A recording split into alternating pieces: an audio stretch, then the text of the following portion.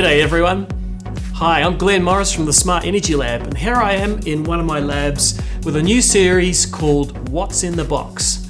And I get a lot of products sent to me to review, to install for my students to be trained on, to give feedback on the design of the system, and specifically for Australian standards. So anyway, this is a new unit that's arrived here at the lab. It's from a company called Sofar Solar. I get a lot of grid tie inverters sent here, and they're pretty generic generally. Often it's the same specs over and over again. 5 kilowatts, dual MPPT, Wi-Fi monitoring. It's pretty much the basic design of your standard single phase grid connect type inverter. But this is a bit different. This one's 7.5 kilowatts single phase. It comes in smaller models as well, but what I like about this is these days it's all about how much solar can you get on the roof. You want to get the maximum benefit of the renewable energy that's falling on your home, that your home can generate, and with a 7.5 kilowatt allowing for the limits put on maximum PV size at the moment, which means you could put 133% more than that, though the manufacturer recommends a maximum of 9.98 kilowatts of PV. So basically, let's call it 10 kilowatts of PV, a 7.5 kilowatt inverter. Wow. Now, enough about the specs. Let's have a look at the unit. So here the unit is, as you would expect, user manual, documentation, inspection report. That's great. The mounting bracket. These days they're very simple because inverters have become very efficient and very light. So it's a great little mounting bracket with plenty of options for where you can attach it to the wall.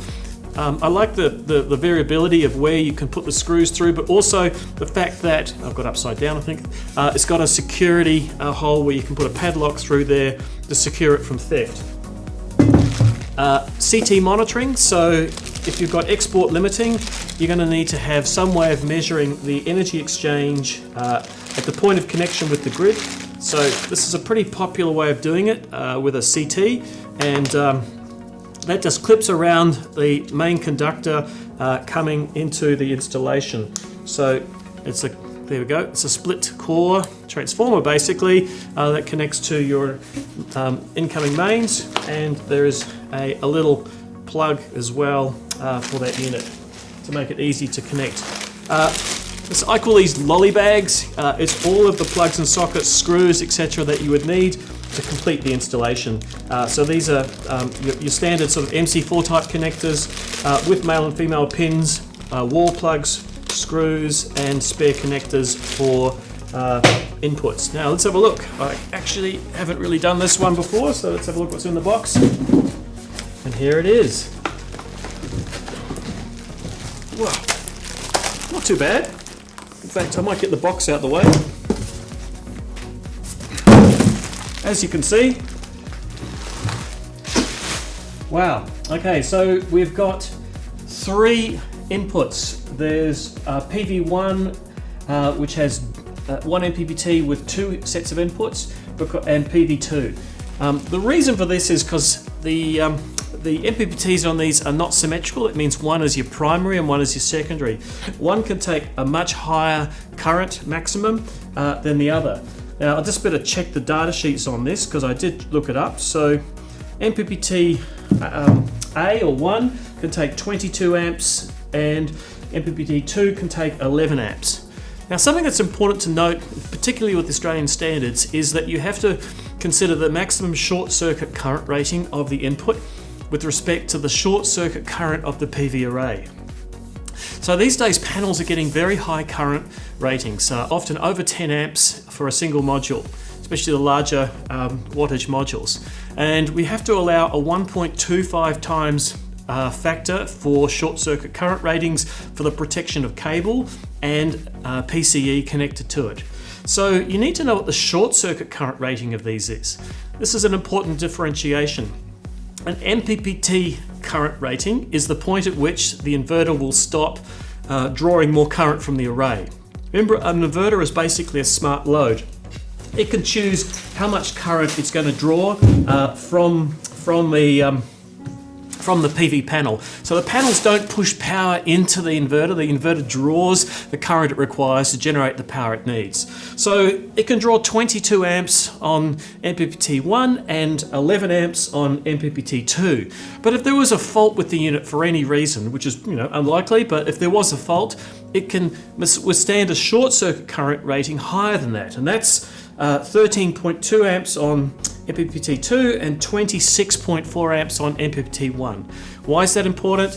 Well, with our larger power modules, larger current output, multiplying by 1.25, we're often up around the 12 to 13 amp short circuit rating with that 1.25 multiplying factor.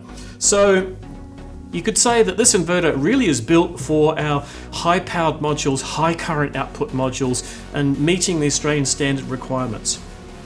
Additionally, we've got an integrated DC isolator. Now this particular unit has just a standard rotary switch as a DC isolator. I should point out that unless you have a compliant DC isolator with it's lockable in the off position, it meets the test requirements of IEC 60947-3, you would also need an external DC isolator in this case, because this has got no locking mechanism on it. So it's not lockable in the off position, but it doesn't really matter. You just put an external DC isolator adjacent to it, as is pretty common.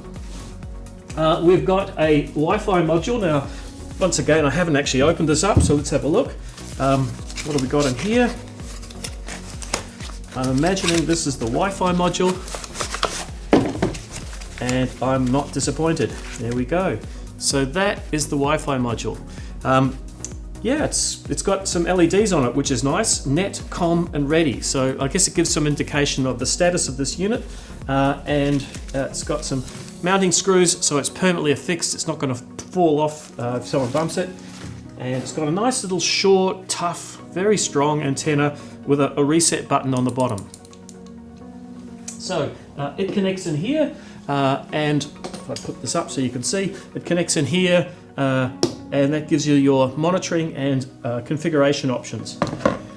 Other things to note is we've got connections for our AC here, and we've also got some inputs for small cables. Now I presume that is for your, I really should read the manual sometimes, but I'm just doing it straight out of the box as we often do.